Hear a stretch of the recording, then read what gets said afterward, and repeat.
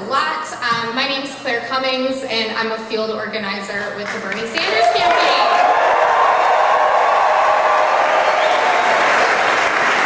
Now, I joined this campaign because I'm from a small town in Maine, Oxford County, what up? And we really need people like Bernie Sanders to support our small town communities. It's what makes Maine great, and it's what keeps us here in this state.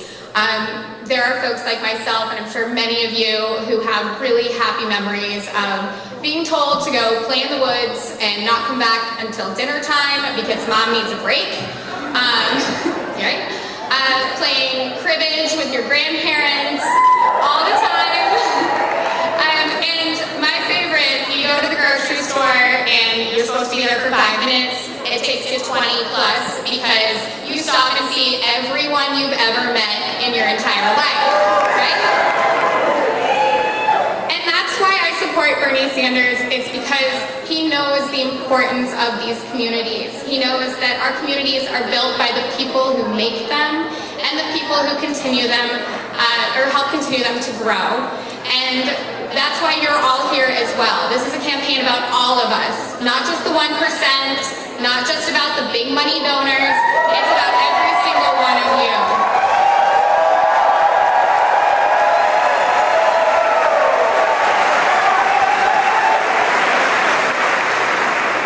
But it's so important that we all stay involved. I know that there are people who are working 2 and 3 jobs just to make ends meet, and that is not acceptable. We need to raise the minimum wage. We need to get our health care. Everyone deserves health care. It is a human right.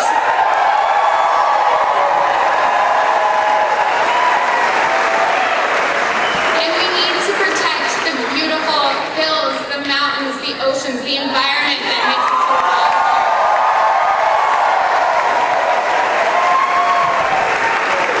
But folks, I know, and I'm sure all of you know, Bernie can't do it alone. He needs our help, okay? We have to show up. We have to talk to our neighbors. We have to talk to our friends and families. We have to get the word out there that we deserve better in this country, and with Bernie Sanders, we will get a better tomorrow.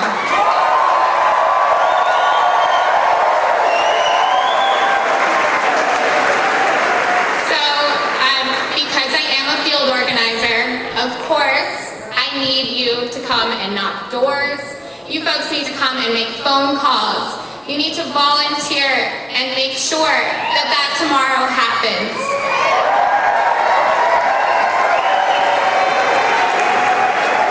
I'm an organizer in New Hampshire, and New Hampshire needs your help, Maine, okay? So it's right over the border, it's right over there. We need you to show up. We've got volunteer phone banks here in Portland on Wednesdays and Sundays. We're also going to be knocking a ton of doors during the New Hampshire convention, and we need you to show up and come and help us. Because when we win New Hampshire, we will see a bright future, because we will start leading the country the way we know we need to. So there are going to be, folks with clipboards right at the doors as you're leaving. Sign up for a shift. Even if you're not sure if you can actually make it, sign up and we will check in with you. Make sure that you come and you help us build this movement, because we did it in 2016 and we can do it again in 2020, and we want you there with us.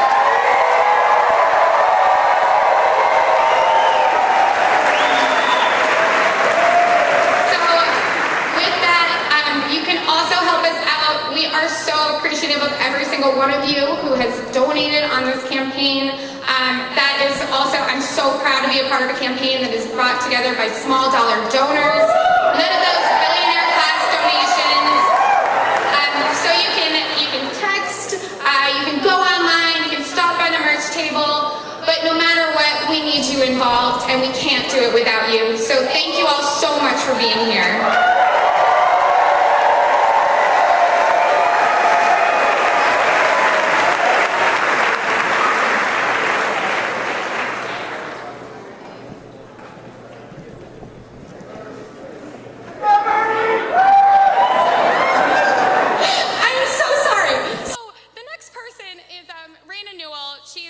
incredible activist and a leader in her state.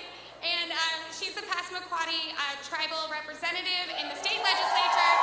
So happy to have her here.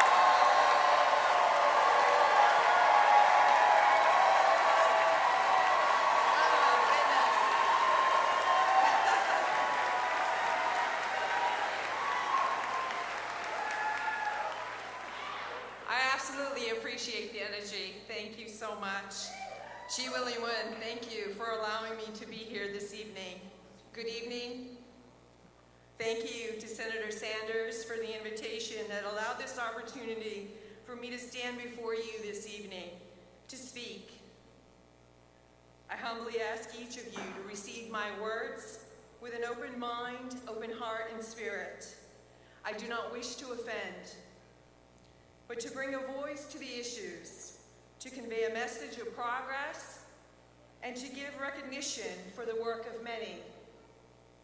It is important to give recognition to the elected officials like Senator Sanders and others within leadership, communities, and organizations who are willing to stand and speak in support of making positive changes to the issues that this nation faces, and in particular, to the issues of the Indigenous people of this state and country.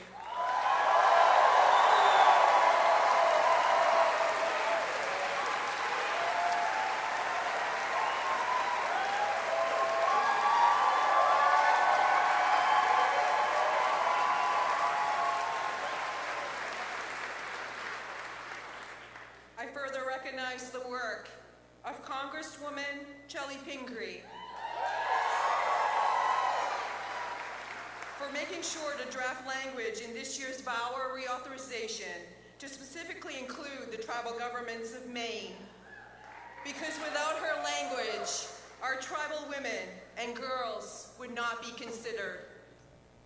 We need Senator McConnell to hear this bill in the U.S. Senate. I encourage communications be sent to Senators Collins and Senator King to encourage a vote on the VAWA reauthorization.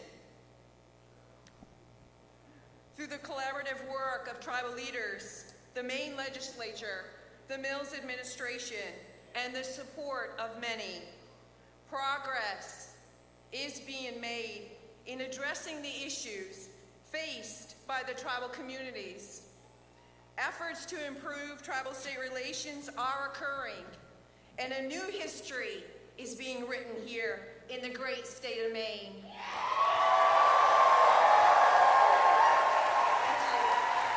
Thank you.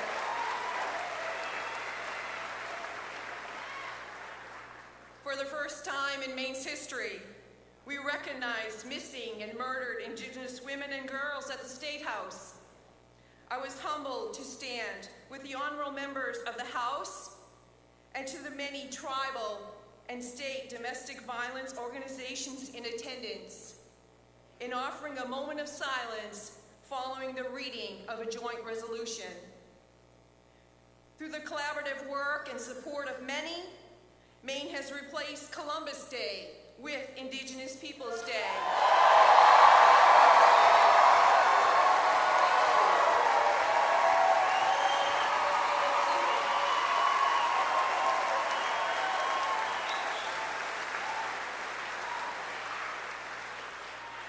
Through the collaborative work and support of many, Maine is the first state in the United States to ban Native American mascots.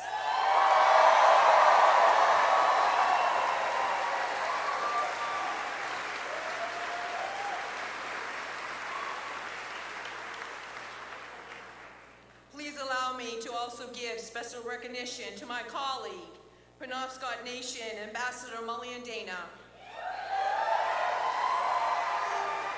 for her work and dedication and in addressing and bringing about this important change. In consultation with tribal leaders and through the leadership of House Speaker Sarah Gideon and Senate President Troy Jackson,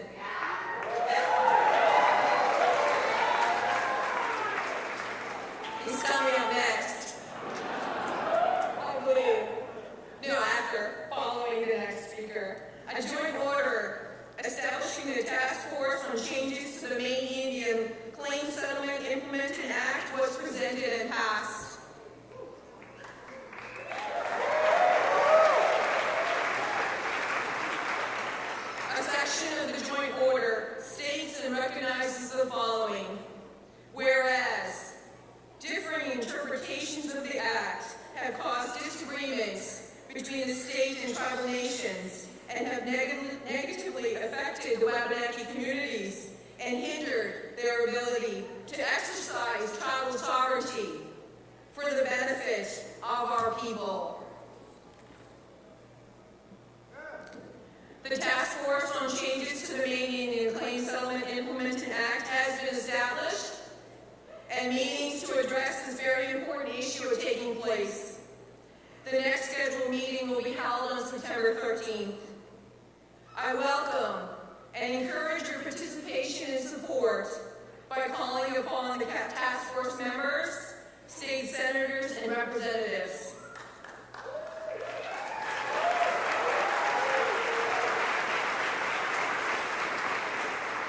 Asking them to support the tribal citizens and tribal governments of Maine with a vote for tribal sovereignty.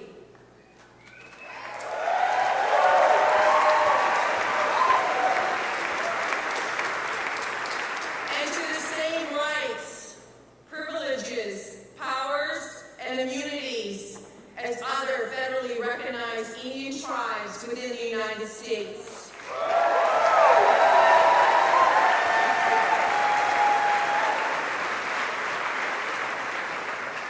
As we consider the upcoming 2020 election, it is my hope that all eligible voters cast that leadership choice that is reflective of an individual that will lead for the betterment of others and reset the nation's tone that all men, women, and children are indeed created equally and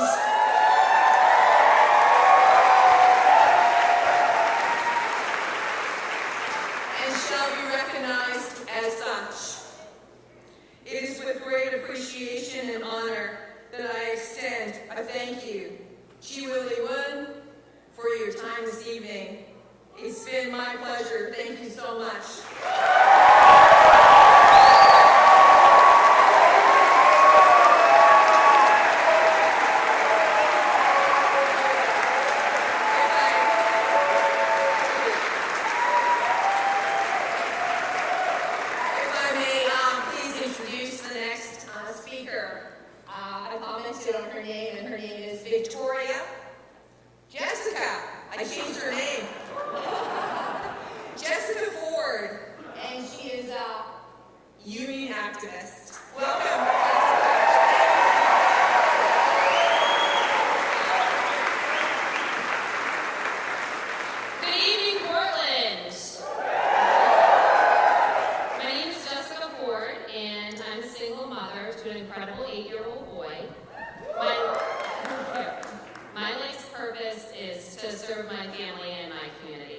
I'm here tonight so that I can teach my son to stand up and speak out for what he believes in.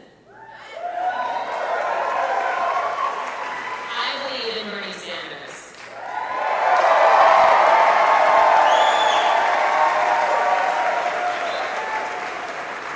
Working as a machinist at Bath Iron Works, I'm considered a woman working in a non-traditional role.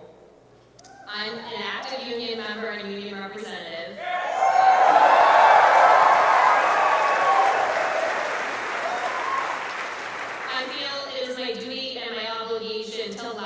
Advocate for equality and dignity in the workplace for all working class people. I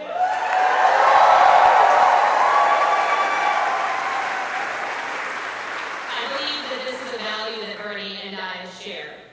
Since the placement of the current administration, I have feared for the present and future of the United States of America. This is not my America. What will my son's future look like? We're at a pivotal moment in history for the United States right now.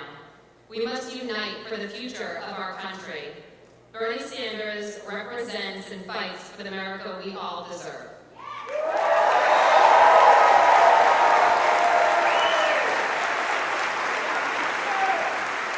Healthcare is a human right, and it's time we treat it as such.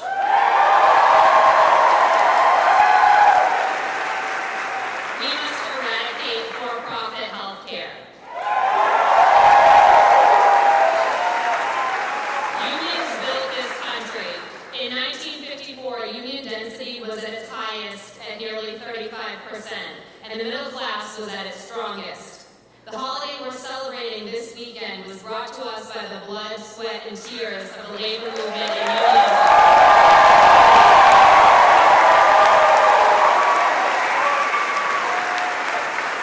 We need to restore dignity to all working class people. No person should work 40-plus hours a week in the United States and still not be able to provide their basic needs for their families.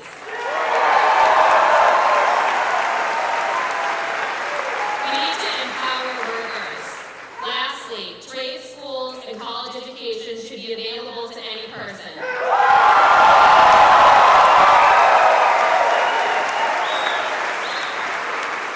We should not have to put ourselves into a lifetime of student debt to advance upon our careers in education.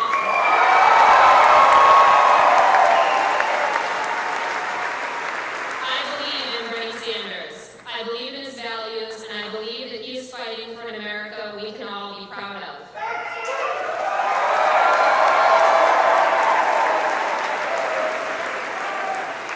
When Bernie wins the presidential election in 2020,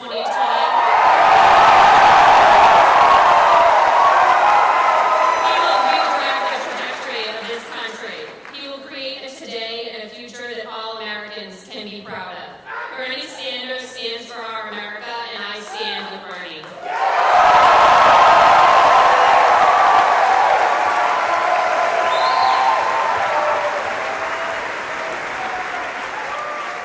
Thank you. And now it is my honor and privilege to introduce to you the President of the Maine State Senate, a logger, a father, and my brother in the Machinist Union, Troy Jackson.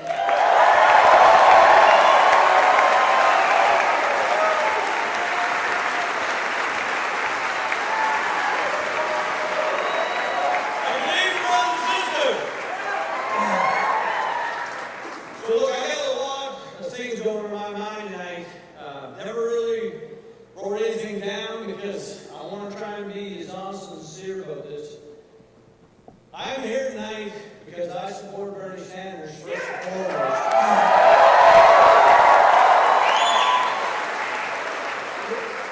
Because I'm an everyday working class person more than anything. And Bernie being basically now a friend of mine, that means a lot. That would be enough right there for me to want to endorse someone that was a friend of mine. But it's more than that. You know, since I've been paying attention to what Senator Sanders has been fighting for, making sure that we have single-payer health insurance, making sure that we have prescription drug relief, all those things are huge in my book. Things that, core beliefs for me, things that I need to have, I want to have. But he also fights for fair trade agreements. He fights for union workers' rights. He fights for things that, that we all should know that are so important as a fair tax system, making sure that the millionaires and billionaires don't get the tax breaks. That it's the everyday working class people that get the breaks.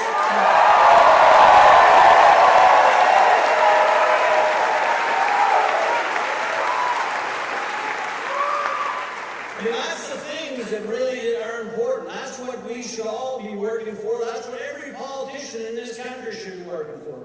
But instead, what do? They try and discredit. Yesterday I was back home in my town of Allagash, and I actually was with two of the people that helped open my eyes to what's going on in this state and in this country. And I thought a lot about that on the drive down yesterday, about what I say tonight. It was back in 1998 that a group of us that was so frustrated by the way that our government was working got together and staged a labor dispute back up on the St. Paul-Phil border. And during that time, we were looking at what we saw as the law, the way it was written currently, and we couldn't understand why we couldn't get our government to follow a law that was actually already written on the books. And what I took from that was that often government doesn't work for the people that it's designed for. Well, government certainly doesn't always work for me, doesn't always work for you. And that's why, we were doing what we were doing back in 1998.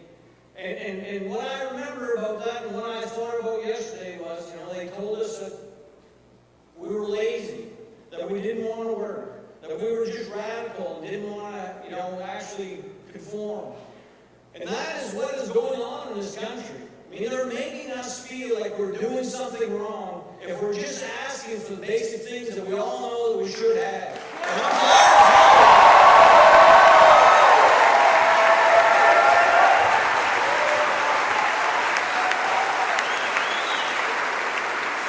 And so for what seems like all of my life, I've been watching Bernie Sanders fight for those things that are so basic, so low, something that we all deserve. And that is why it is so easy for me to be here tonight to support him.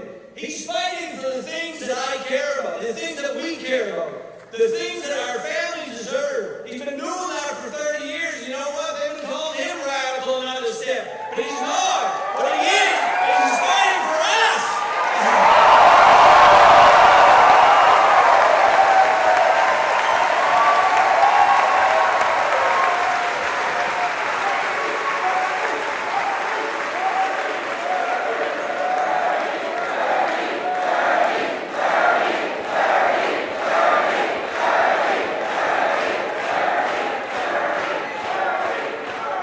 So here's the deal.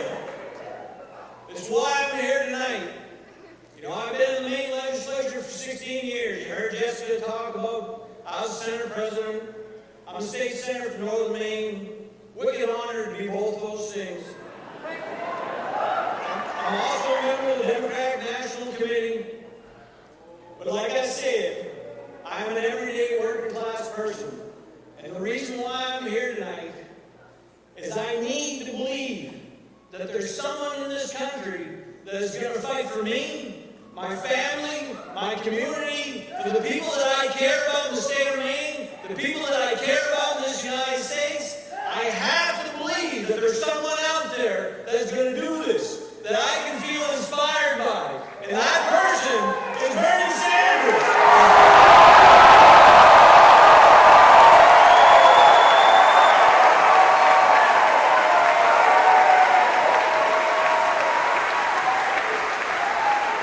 So there's more of us than there's ever going to be the millionaires of Wall Street.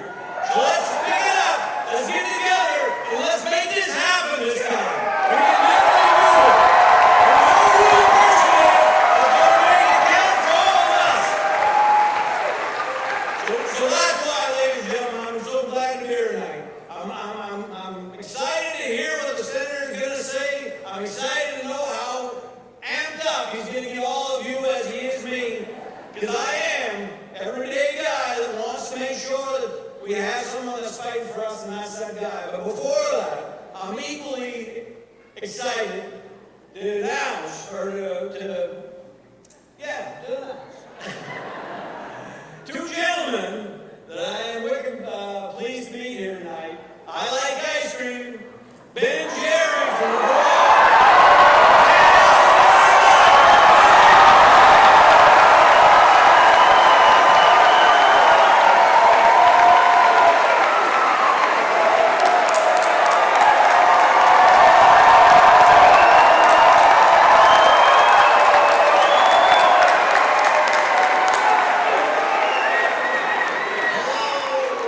I am the Jerry. This is the Ben.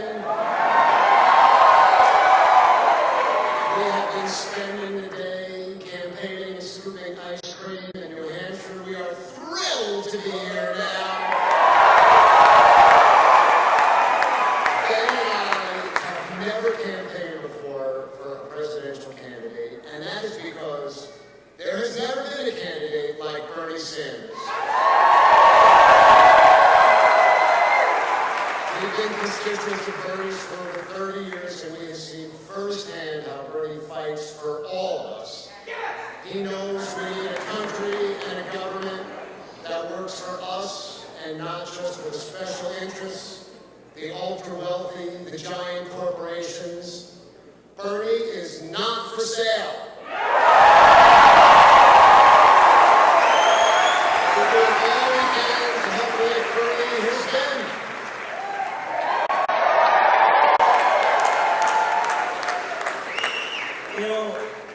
Before Bernie, Jerry and I used to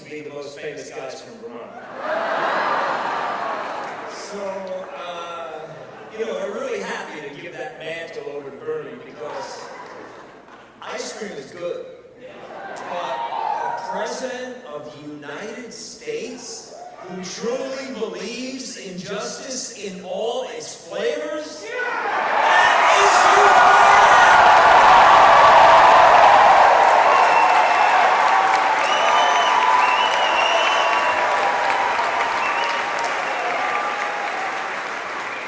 euphoria is a high-minded word. But the reason why Bernie will be able to transform Washington is that he's down to earth. He has a vision, and it's pretty basic. What would our country be like if it worked for the benefit of regular working people instead of corporations and multinationals? He knows what he's up against. He has no delusions.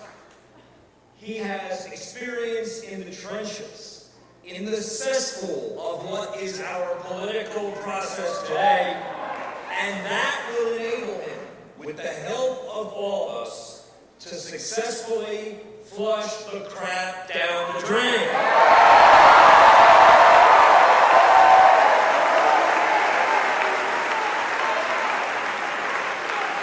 I don't see Bernie as a politician in the usual sense of the word.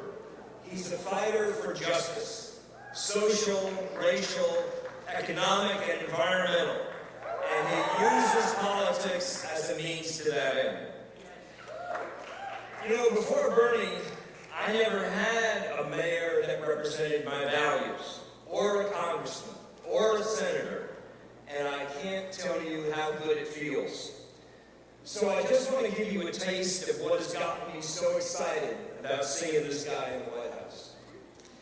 You know, in 1980, when Ben & Jerry's was just starting out, Bernie won an improbable victory over a long-term Democratic Party machine, old crony politician, and he became mayor of Burlington. Just about his first act was to shut down plans for expensive condominiums that would privatize the shore of Lake Champlain. And instead, he turned the land into a public park open to all. When he became my congressman, he personally took busloads of senior citizens over the border into Canada so they could purchase prescription drugs at decent prices. He voted against NAFTA before being against NAFTA was cool. He voted against going to war in Iraq twice. Then in 2007, he defeated the richest man in Vermont to become my senator. As senator, he led a successful effort to stop a proposal that would have cut Social Security and disabled veterans' benefits. Last September, Bernie introduced the Stop Bezos Act. That stands for Stop Bad Employers by Zeroing Out Subsidies. It required large corporations that were paying lousy wages to reimburse the government for the Medicaid and food stamps that their employees need.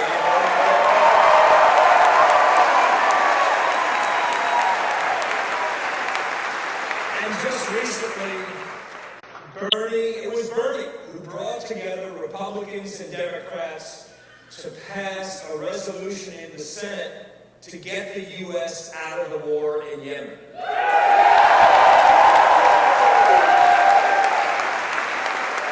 Look, I know that for every Democrat, for myself, for Bernie, for lots of independents, the most important thing is defeating Trump.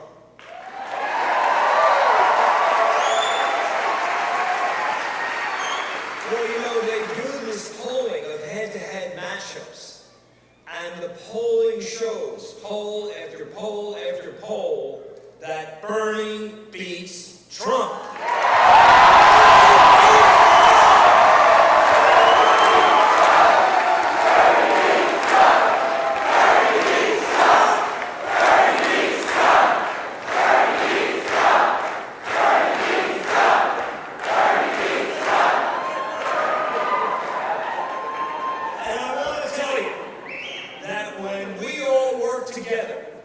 and get Bernie elected, Jerry and I become the ministers of ice cream.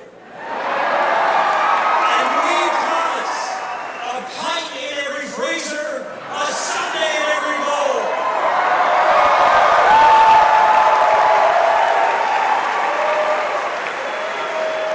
And now, ladies and gentlemen, it is my honor to introduce to you the one, the only, the original, and still champion, the future president of the United States.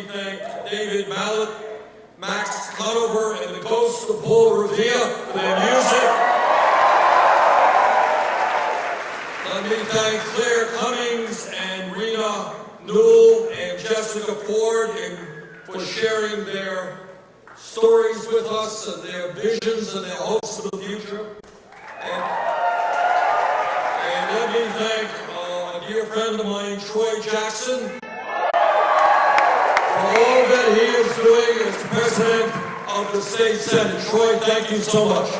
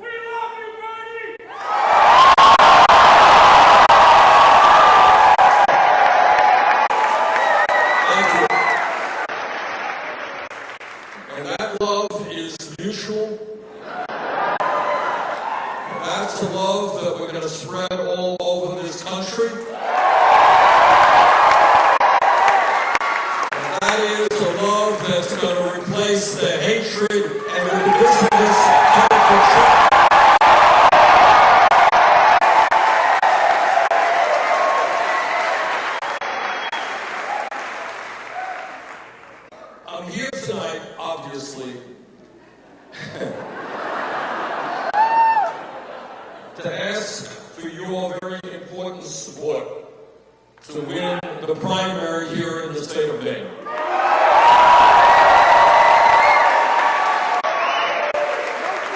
We did it last time, and with your help, we're going to do it again.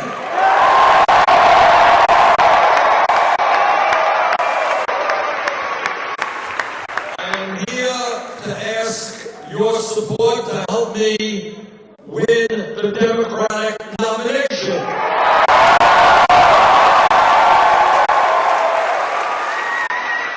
And when we win that nomination, I'll be back here to make sure that we defeat the most dangerous president in the history of this country.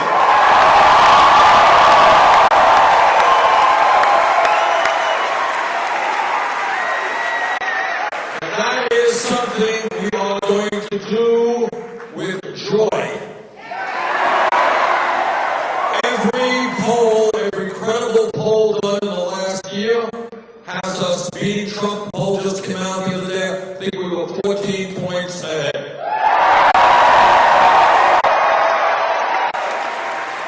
But tonight, I'm here to ask even more from you than just winning this election. I'm asking your help.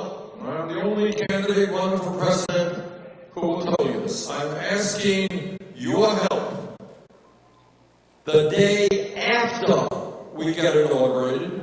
Yeah. And we hope to have a whole lot of buses coming down to Washington from New England.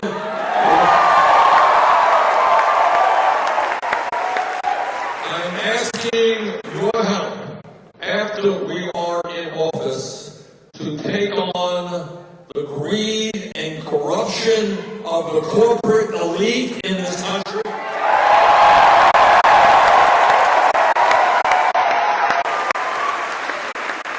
And the politicians in Washington, they have bought and sold.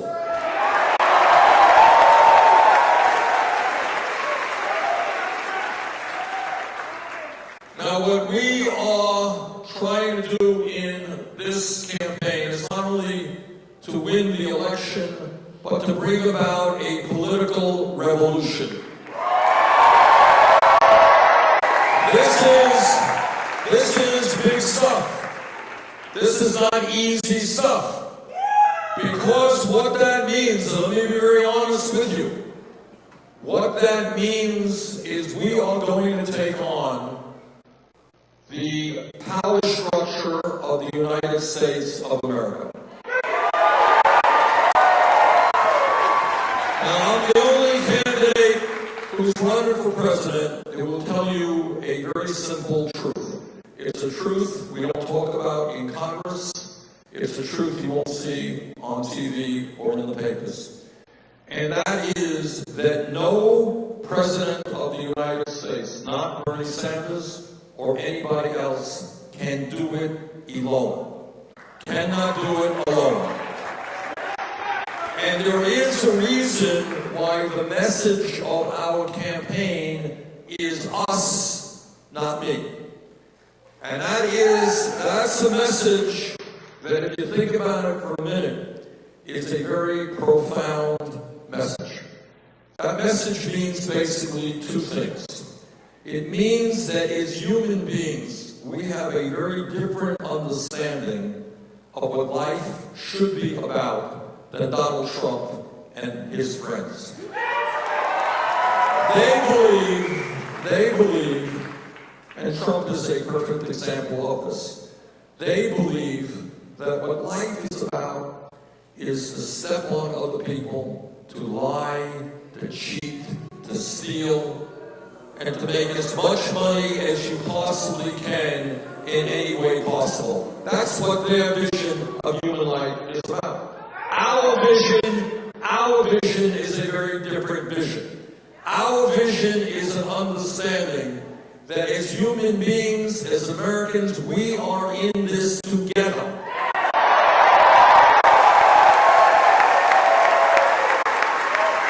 And that our job is not to step on other people, it's not to lie, to cheat.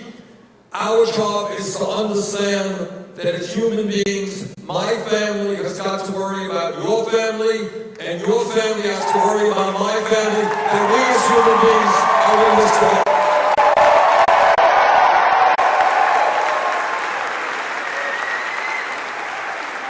And the second part of the message of us, not me, is also something that we don't talk about very much in America, because it gets to the heart and the guts of the power structure in this country. We don't talk about it. I will talk about it. And that is the understanding that no president, not Bernie Sanders or anybody else, can do it alone, because we together, to bring about real change, are going to have to take on Wall Street, the insurance companies, the drug companies, the fossil fuel industry,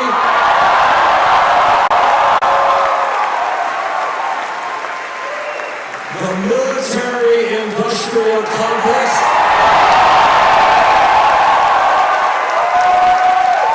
the prison-industrial complex, and the entire 1%.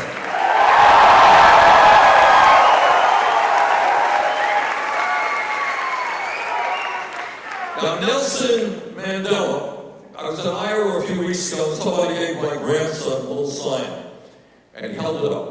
And what the sign says, I'm paraphrasing, I'm probably forgetting a word or two. Nelson Mandela.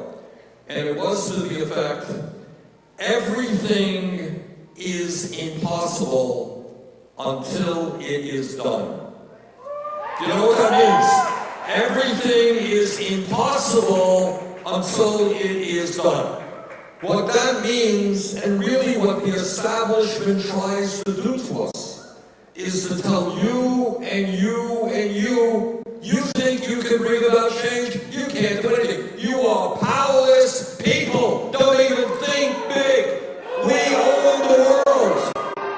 And our job is to tell them, sorry, we are coming together and we're going to create a country and an economy that works for all of us, not just you.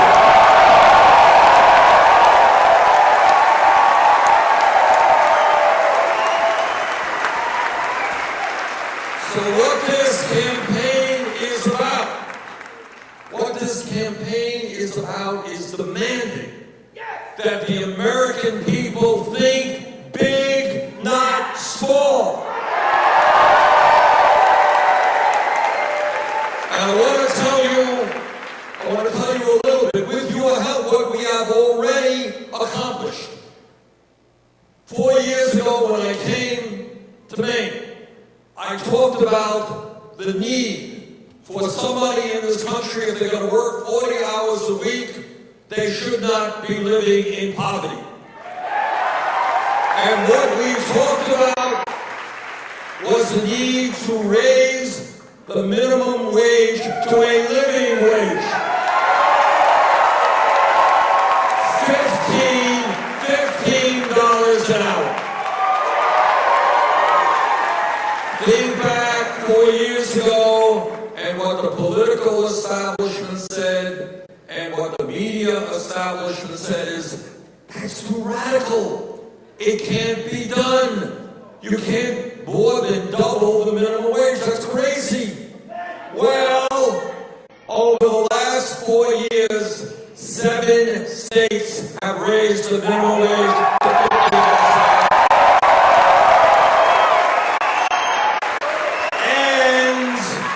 And the U.S. House of Representatives have voted to raise the minimum wage to $15 an hour.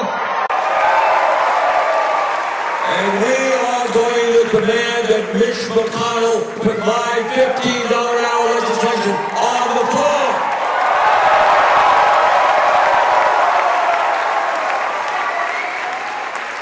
So I need your help here in Maine. Make sure your senators are on board. Make sure that Susan Collins is on board. Let Susan know that people can't make it on $10, $11 an hour. We need a $15 an hour minimum wage.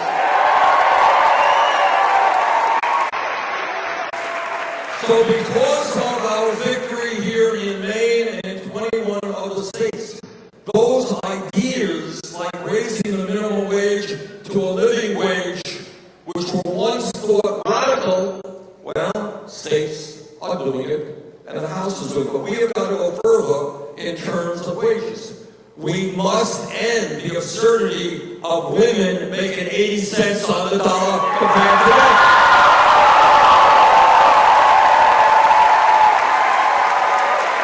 We believe in equal pay for equal work. And if the middle class is going to grow, we need a strong trade union movement. And we will pass legislation that makes it much easier for workers who want to be in unions to join unions.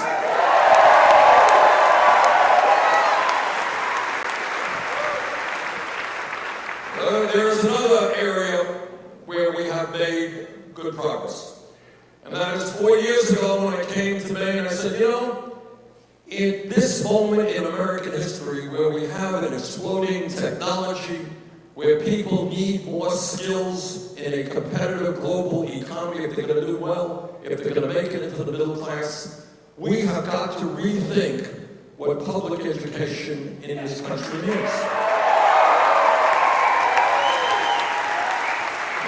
said was it is no longer good enough for public education, free public education, to be K through 12. We need to make public colleges and universities tuition-free.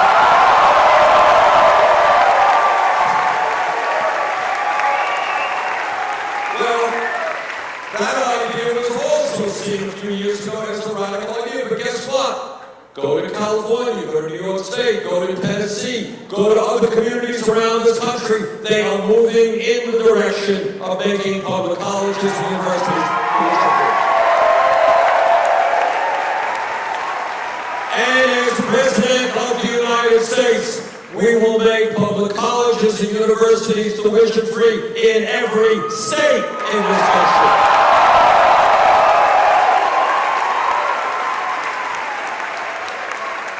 But we've got to go further than that. There are a whole lot of people in this room and around the country who were told when you were young, go to college, get a good education. And you did. You did the right thing. And you came out of school deeply in debt.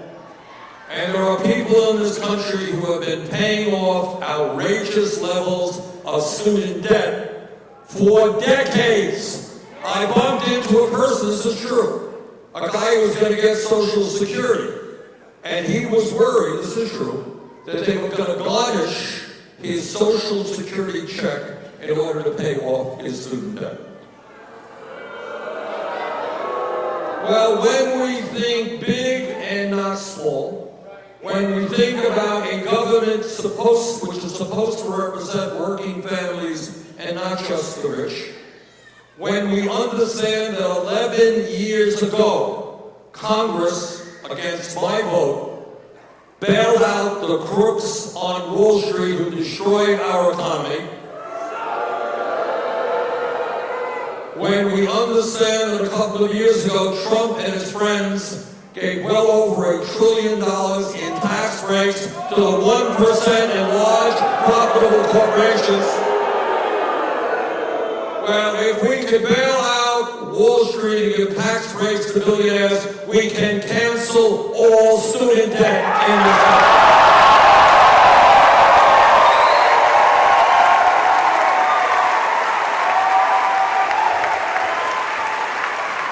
And people say, my critics, the editorial pages, political establishment says, Bernie, that's too radical, it's too expensive. Well, the truth is, it is expensive. But we pay for it with a modest tax on Wall Street speculation. And when we talk about thinking big and not small, it means that we are going to end the austerity programs imposed on working families and bring a little austerity to the 1%.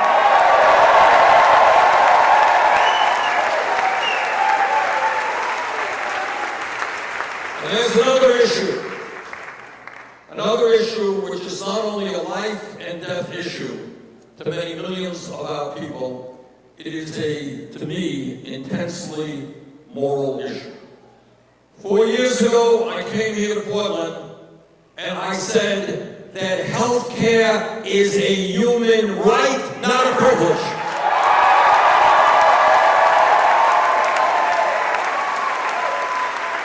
And I said that it is a little bit crazy that we are the only major country on earth not to guarantee health care to all of its people.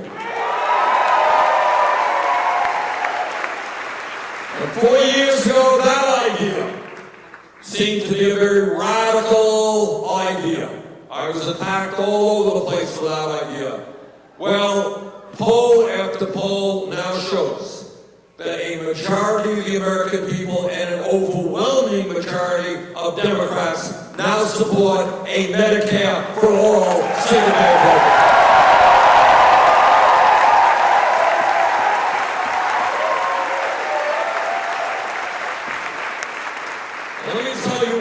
More and more Americans now understand that we need Medicare for all. In this country, right now, the wealthiest country on earth, there are 87 million people who are uninsured or underinsured. And I want to underline that word, underinsured. Because there are politicians out there saying, well, I'm going to give you insurance. Insurance doesn't mean anything if it doesn't cover you where you need to be covered.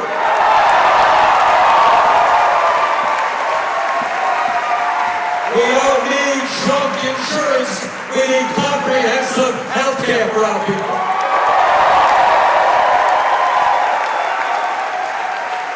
So what we have right now are millions of people, even those with insurance, who have high deductibles. Anybody here dealing with deductibles? All right. So what that means, if you don't have a lot of money, you even with insurance, you don't go to the doctor when you get sick because you don't have the cash to pay out of pocket, and you don't have the cash to pay a co-payment.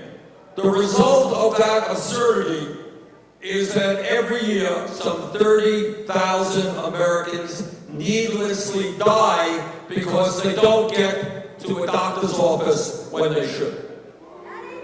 That ain't right. That is barbaric. Okay?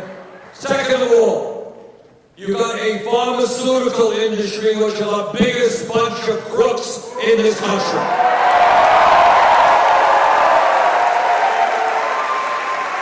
I want to tell you a little story. Some of you may have heard it. About a month ago, I took a trip from Detroit into Windsor, Ontario.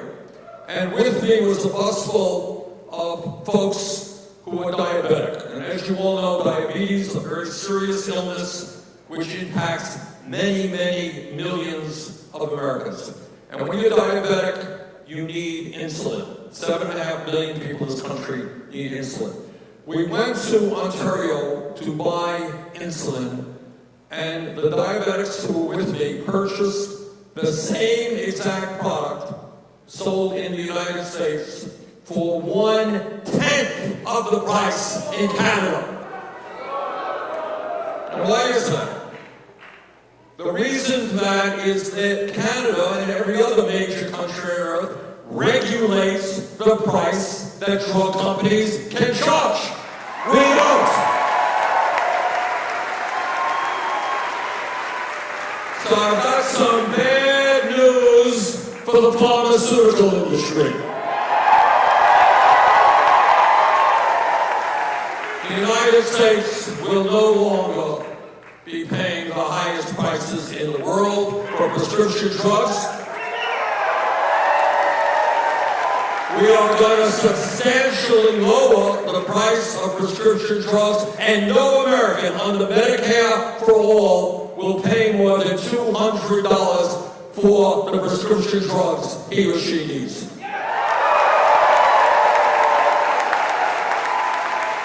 And here is how corrupt the system is. Last year, the top 10 drug companies made $69 billion in profit, while 1 out of 5 Americans could not afford to fill the prescriptions their doctors wrote. How absurd is that? So what we are going to do when we pass Medicare for All is to create a healthcare system which does not provide, as is currently the case, $100 billion in profit for the healthcare industry. We believe that the function of healthcare is to provide quality care for all in a cost-effective way, not to make a handful of billionaires even richer.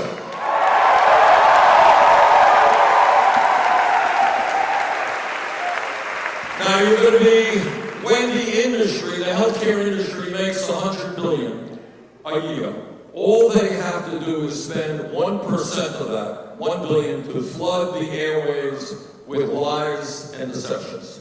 And that is what they will do. Mark my words, you can turn on your TV and there'll be ads telling you how terrible Bernie is, how bad Medicare for All is. Please understand that the people who are paying for those ads are the drug companies and the insurance companies. They will do anything they can to protect their profits, but we are not going to allow them to win this struggle. Medicare for all is coming.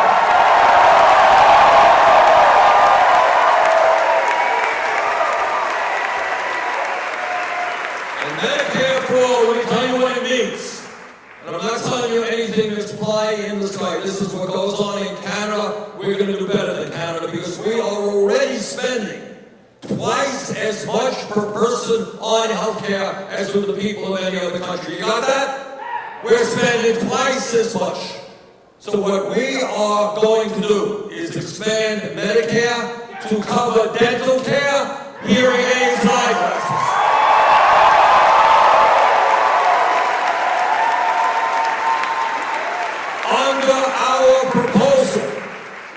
Under our proposal, no longer will you or your employers have to pay any premiums. Gone. No co-payments. Gone. No out-of-pocket expenses. Gone. In Canada, if you end up in a hospital and you have a heart transplant, and procedures that in this country would cost you hundreds of thousands of dollars, in Canada, you walk out of that hospital without any bill at all. That's what we're going to do.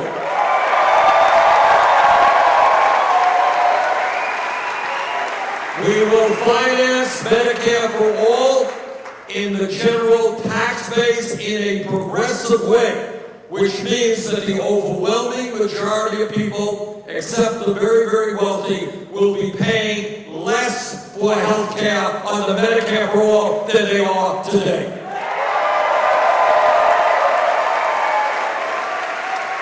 And we're going to phase it in over a 4-year period. First year from 65 down to 55, 45, 35, everybody is in. That's it, end of story.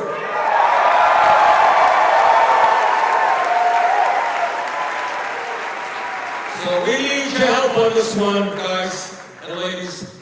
We need your help because the healthcare industry has unlimited resources to put ads on television, in newspapers, magazines, the whole 9 yards. But if we stand up and understand that at the end of the day, healthcare is a human right, and we will not be denied, we're going to win this struggle.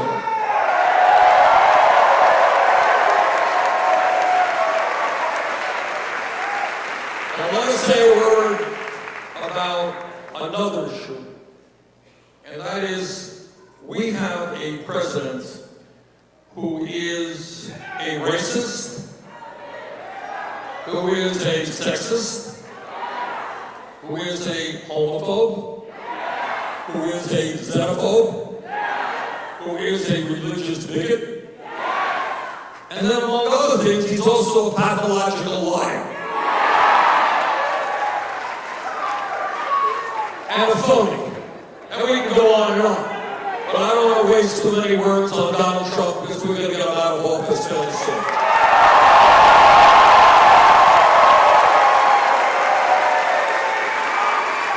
But of all of the stupid things that come from Donald Trump, perhaps the most dangerous is his belief, or whatever it is that how his mind works, that climate change is a hoax.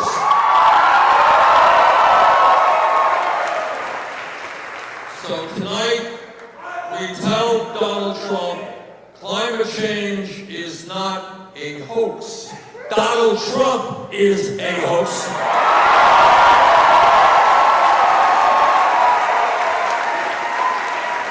And maybe, just maybe, when we are in the White House together, we are going to have a president who actually believes in science.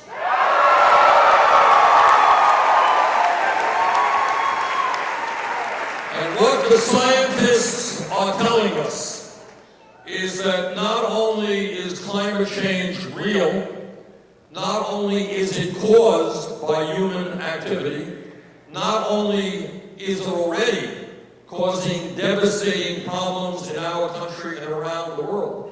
But more frighteningly, what they tell us is they have underestimated the potential damage. And what they say is that if we do not get our act together and transform our energy system and the world's energy system from fossil fuel into energy efficiency and sustainable energy, within 12 years, there will be irreparable damage done in this country and around the world, damage that cannot be repaired.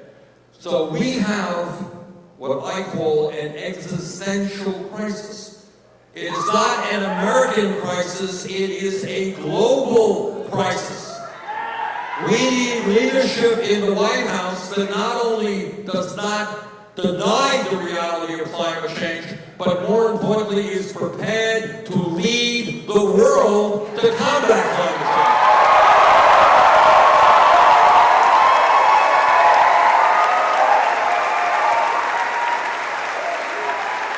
Now, I don't know, to be honest with you, I really don't know whether this is possible or not, because it's a pretty ugly world out there. But my vision would be, as president, to tell countries all over the world that maybe, just maybe, instead of spending $1.5 trillion a year on weapons of destruction designed to kill each other, maybe, just maybe, we might want to use those resources to combat our common enemy, which is climate change.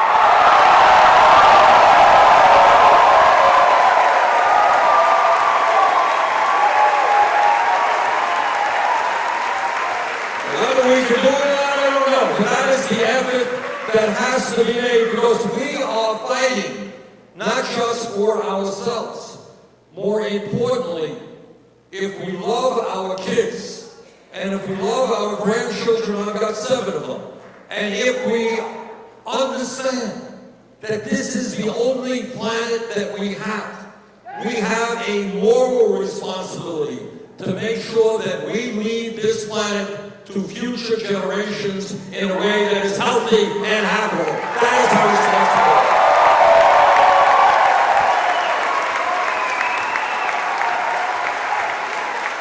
And I'm proud to tell you that our campaign has introduced the most far-reaching and comprehensive climate change proposal ever introduced in the history of this country.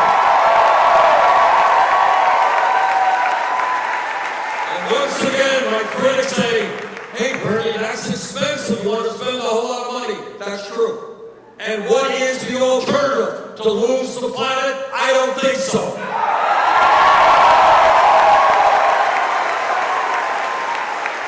And our proposal, among many other things, does away with the absurdity that at this time, right now, we are providing hundreds of billions of dollars in subsidies and tax breaks to the fossil fuel industry. How insane is it to promote an industry which is in the process of destroying the planet? So we are going to move energy not only in the United States but around the world in a very different way. And when we do that in our own country, we can create up to 20 million good-paying jobs, making our buildings more energy efficient, building the grids that we need, moving to solar, moving to wind, and moving to other sustainable energies.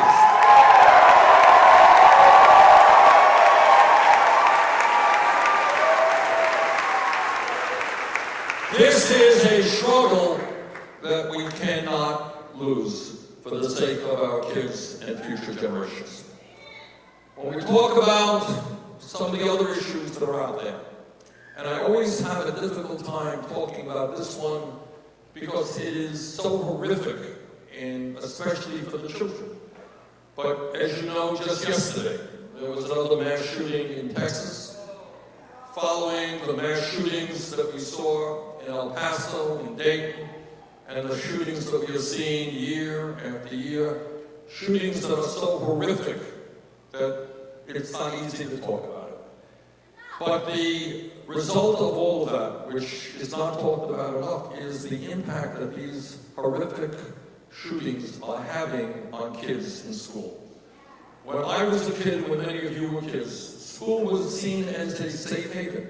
You went to school to learn, you went to school to socialize, to have fun, and do what you do. But people did not go to school in fear. Parents did not send their kids to school in fear. And that is what is happening right now. A lot of kids are really frightened about what they have seen on TV. Now, I cannot tell you, there's nobody, anyone who tells you they have a magical solution to the crisis of mass shootings is not telling you the truth. Because the problem is, we got over 300 million guns in this country. We have over 10 million assault rifles in this country. Now, what we have got to do, given that reality, is the very, very, very best that we can do. And what does that mean? It means basically doing what the American people want us to do, whether they live in rural areas like Maine or Vermont, whether they live in urban areas like New York or Los Angeles, whether they're gun owners or non-gun owners. The American people are quite clear. They want us to expand background checks.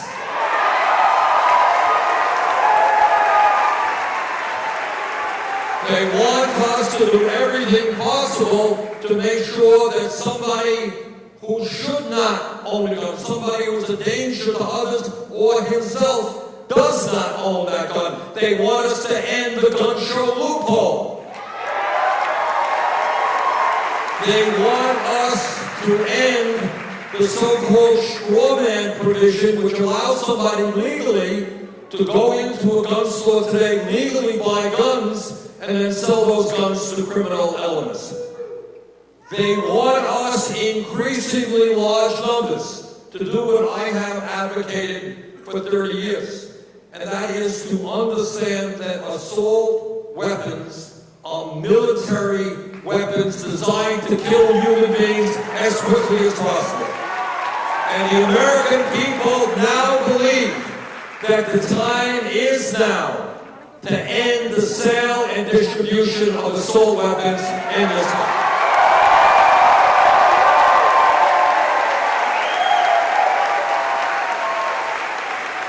And there are other things that we can do. This is what, not what I want, not what you want, this is what the American people want. And then you might ask, well, if this is what the American people want, where is the United States Senate? And let me give you the answer. Donald Trump, Mitch McConnell, and all of these guys are scared to death of the NRA. So I say to McConnell, to Senator McConnell and to Trump, I say to them, listen to the American people, not just to the NRA. The NRA can no longer dictate gun policy in this country.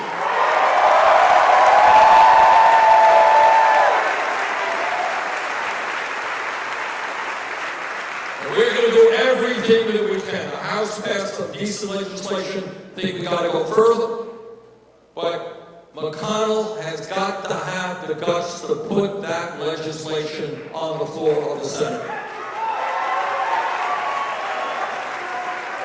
Another issue I want to touch on is I get a little bit tired of hearing my right-wing colleagues talk about how much they hate government, how much they believe in small government, how much they want to get government off of the backs of the American people. You ever hear that? Except, you see, they love small government. They love getting government off the backs of the American people, except when it comes to a woman controlling her own body.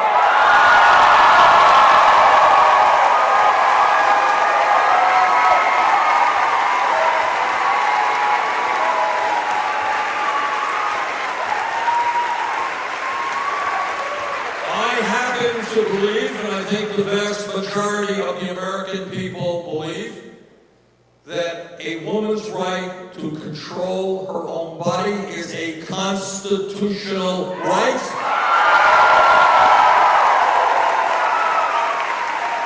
And let me be very clear in telling you, I will never nominate anyone to the Supreme Court who is not 100% in favor of Roe versus Wade.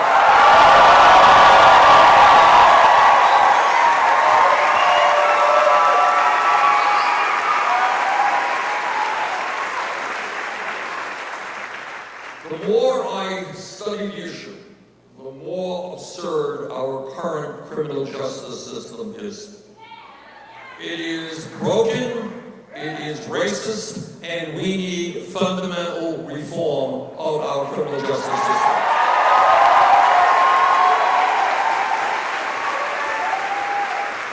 I want you to think about it. Take a step back and think about it. We don't do this enough.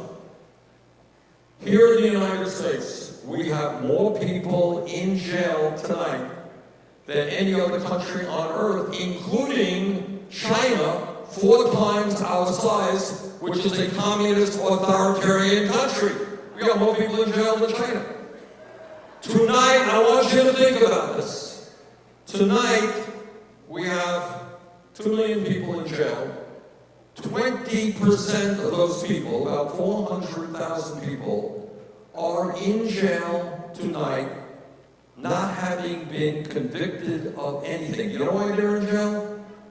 They're good, that's right. They are in jail because they are too poor to afford cash bail. Now think about that for a moment. Think about it for a moment. We all read about the deadest prisons in Charles Dickens' times. Remember that? What do you think these prisons are today? What do you think these jails are?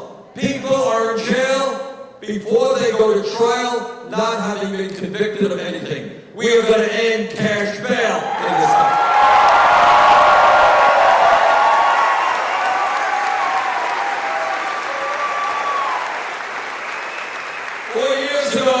I came to Maine and I said, you know what?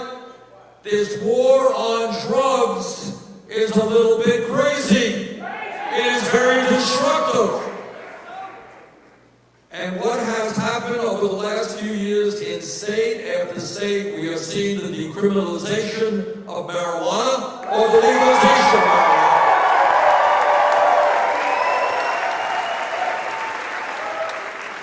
And that is a significant step forward. And what we have got to do is not only legalize marijuana, we have got to expunge the records of those who are arrested.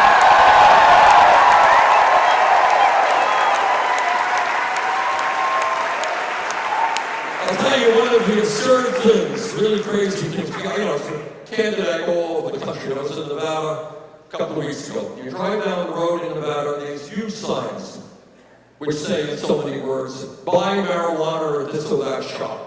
And I'm thinking, here are these corporations selling a product that people are in jail today for doing exactly the same thing. How crazy is that?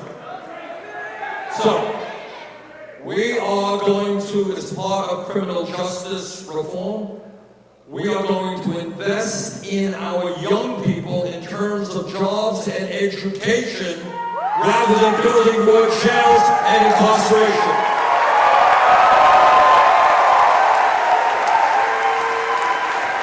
Our goal is to keep people out of jail through jobs and education. And then if they are in jail and they get out, our job is to make sure they have the jobs and the training and the education to stay out and lower the rate of recidivism.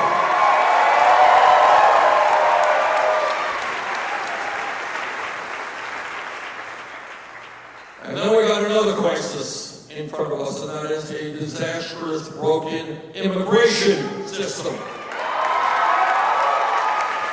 Let me just tell you very briefly what we're going to do about that.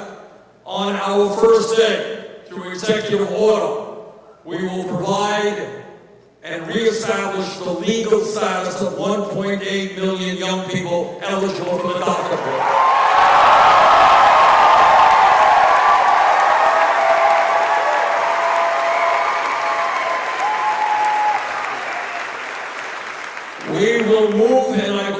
succeed, because this is what the American people want. The American people haven't bought into Trump's racism and xenophobia. What they want, what I want, what you want are comprehensive immigration reform and a path towards citizenship for the 11 million undocumented.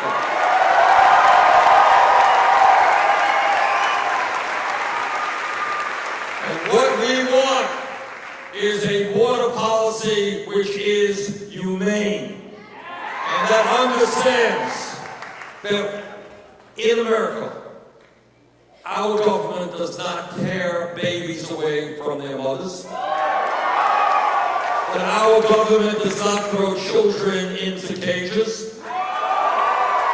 And we will have a humane border policy respecting international asylum law.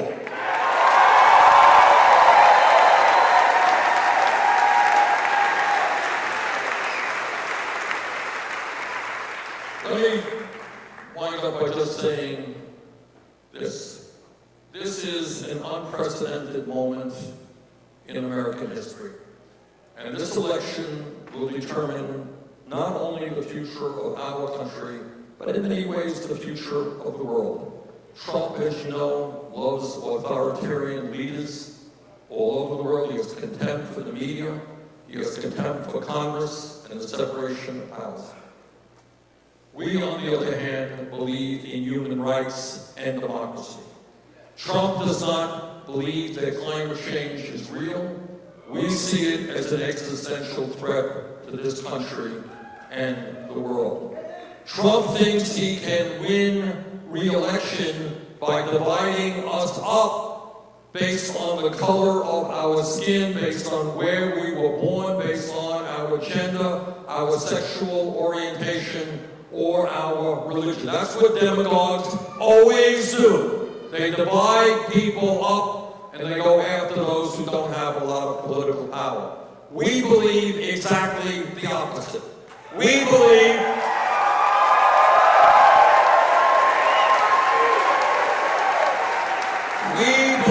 in why we will win this election, that we will bring our people together. Black and white and Latino, Native American, Asian American, gay and straight, immigrants and native born. We will bring our people together around an agenda that works for all of us and not just the 1%.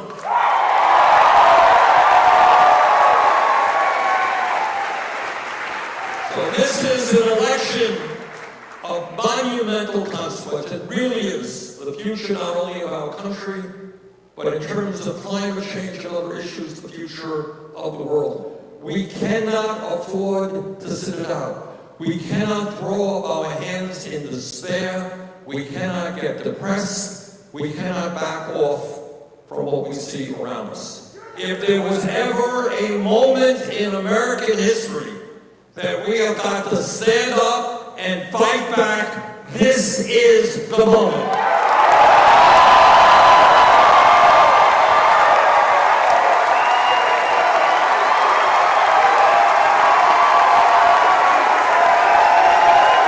So tonight,